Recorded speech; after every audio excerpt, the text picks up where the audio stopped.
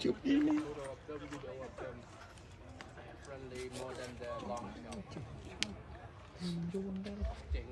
trong ba đi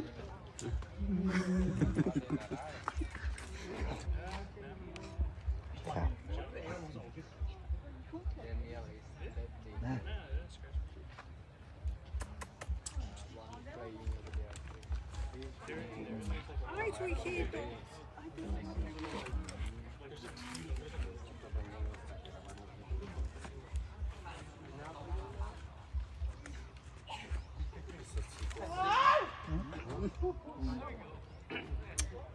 happy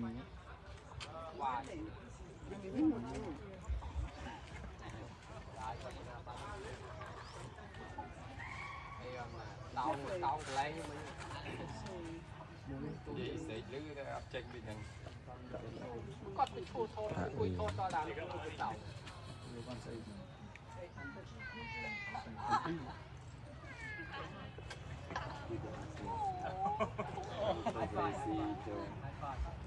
Tienes puesta mis cámaras encima. video para vender.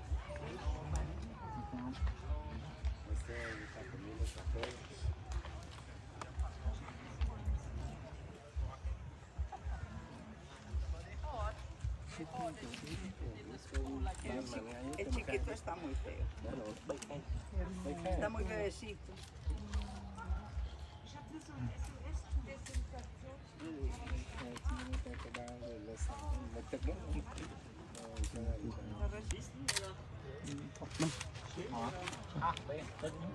bệ lợi lợi gì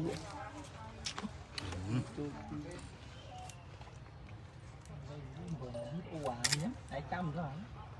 Không ăn chết.